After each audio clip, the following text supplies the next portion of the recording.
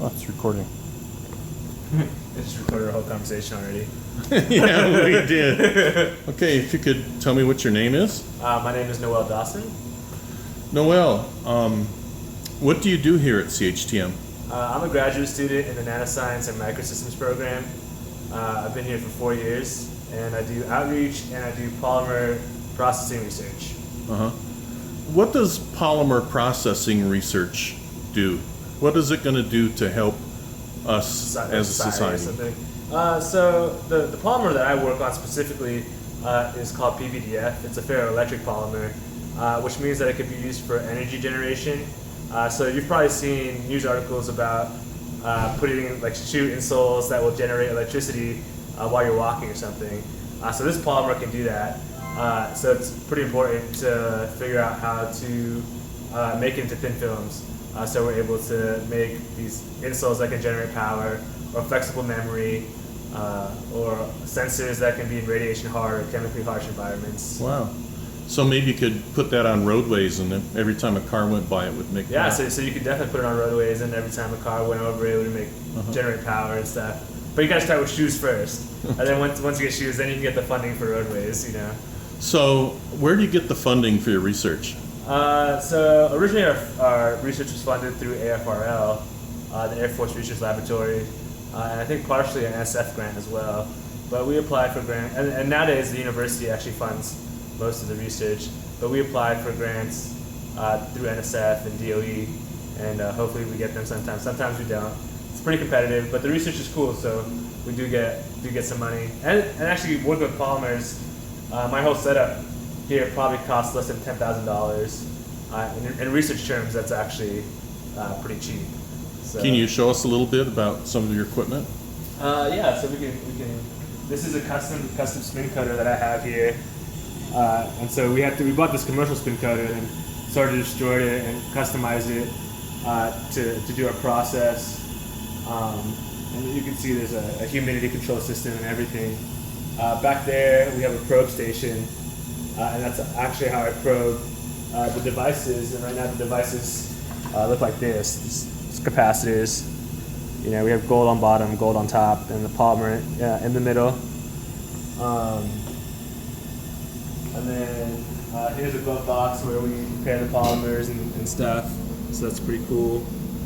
And then that's really all the work I do in my lab. This is a FTIR, and this came with the lab, so we had to purchase this.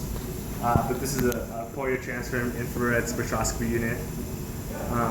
And so this is pretty cool. It can tell us how the chemicals bond in a polymer and things like that. So that's pretty cool. That's just the connections for the probe station. I'll have voltage amplifier up to 2,000 volts. That's basically all I need to get my work done. So is it like piezo? Is it like piezo? It's piezo. Yeah. Piezo? Yeah, it's piezo. So these polymers are ferroelectric, and so ferroelectrics are also piezoelectric and pyroelectric as well. And so it will react to pressure, but it will also react to temperature changes. So you can make an infrared detector, a room temperature infrared detector, for example, using these polymers. When did you first get interested in science? That had to be a long time ago, probably before I was even in school. Like when I was 4 or 5, my aunt was a chemist, and she worked for Avery Dennison, and she actually invented the adhesive for those stamps that you don't have to lick.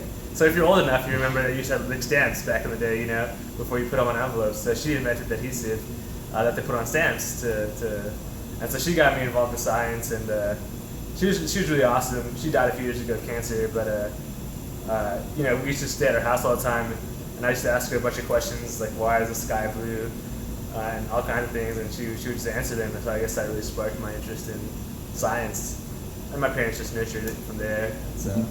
What about engineering? How is engineering different than science? So I'm sort of in between engineering and science. So my undergraduate degree was a pure science degree in physics, and then I sort of went to this nanoscience and microsystems program where it's sort of a thing between science and engineering. I think at the PhD level, there's not much difference between engineering and science because you're both doing research and you're both trying to advance the field. Maybe engineering has a little bit more applications for real life, and science can include things that are more abstract, like particle physics or something like that. But at an undergraduate level, I think science and engineers build things, and they use things that are already discovered to build things, and things like that. It's like it's like playing with Legos. So you're making something new, but you have all the pieces, and scientists are making the pieces. And so I think that's the difference between science and engineering. Okay. What would you recommend for somebody that was interested in science, as far as maybe education or? Two things. So I'm almost done with my PhD, and I've actually had a few undergraduates work for me, and I guess I mentored them. And I would say a couple things. One, don't worry about school too much. So everyone wants to get straight A's and do all these things, but I find that students who get straight A's aren't very creative, or aren't very good in the lab. You know, they know a lot about theory, but then when you're like, hey, you know, probe a sample, they can't do it, you know. And I actually didn't do particularly well in school. I did well enough to get into graduate school, obviously, but I didn't get straight A's. So I would say, do okay in school, don't stress about it, do the best you can, but really try to get experience creating things, whether it's, you know, painting or being in a lab and building things, or just building a car, and that will make you a good engineer or scientist, way better than anyone who got straight A's. So that's I guess my piece of advice for young budding scientists. That's great. So you do all sorts of cutting edge research here. Do you think you'd ever get into maybe like the private sector? Yes, I think when I graduate, well, one of the things I want to do with these films, because I can make detectors and make sensors now with these films, which people weren't really able to do before, is maybe apply for an SBIR, which is a small business initial research grant from the government. And I think the first year is like something, the first 6 months is like $200,000, and then if you make a prototype or are successful, then they fund you for 2 years, like $1 million a year or something, to start your own business. So I would love to start my own company making sort of sensors and stuff and doing that kind of stuff. But if that doesn't work out, then I'll probably go into private industry. There's a lot less barriers to do research in private industry than there is in academia. Okay, well, I'm excited to start riding my bicycle at night and have the tires generate the electricity for the lights. Yeah, definitely, man. That'd be cool. Is there anything else you'd like to say to students that'll be watching this video? Just don't let people tell you that you can't do anything.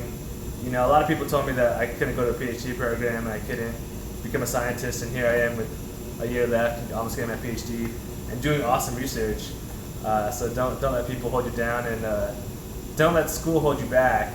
So do well in school, but try to be creative and try to have fun with life, and you'll do all right. Great, thank you. Thank you.